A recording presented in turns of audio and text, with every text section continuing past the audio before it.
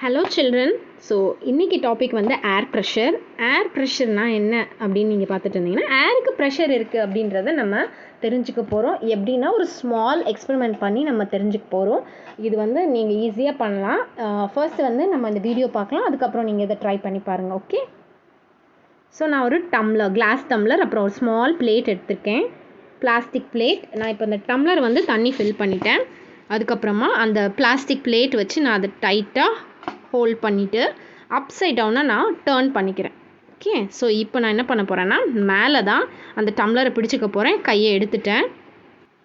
So இப்போ நான் கையெடுத்ததுக்கப்புறம் பார்த்தீங்களா, அந்த பிளேட் வந்து கீழே விழுகவே இல்லை. ஏன் விழுகலை அப்படின்னா, it is because of the air pressure. So ஏரோட ப்ரெஷர் வந்து கீழே இருந்து மேலே அந்த பிளேட் மேலே வந்து ப்ரெஷர் கொடுத்துட்ருக்கு. கீழே இருந்து ஒரு மேலே ஒரு அப்வர்ட் ஃபோர்ஸ் வந்து அந்த பிளேட்டுக்கு கிடைக்குது. ஸோ அதனால அந்த பிளேட் வந்து என்ன ஆகலை, கீழே விழுகலை.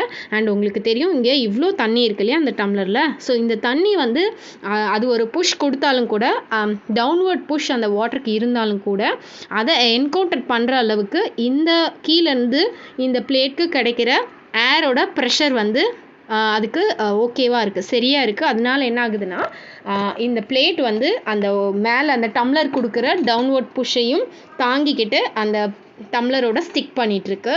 ஸோ இது மூலமாக நம்ம தெரிஞ்சுக்கலாம் air is having pressure. Okay. So பாருங்கள், திரும்ப நான் காட்டுறேன். Plate and then glass tumbler, தண்ணி ஃபில் பண்ணியாச்சு. அதை வந்து நல்லா டைட்டாக ஹோல்ட் பண்ண போகிறோம், க்ளோஸ் மேலே வச்சுட்டு. அண்ட் தென் அப்சைட் டவுனாக நம்ம அதை வந்து சேஞ்ச் பண்ணது, இன்வெர்ட் பண்ணதுக்கப்புறமா ஹேண்டை வந்து லேஸாக ரிமூவ் பண்ணும்போது என்ன ஆகுதுன்னா, அந்த பிளேட் இன்னும் அதில் தான் வந்து ஸ்டிக் ஆகிட்டுருக்கு because of the air pressure.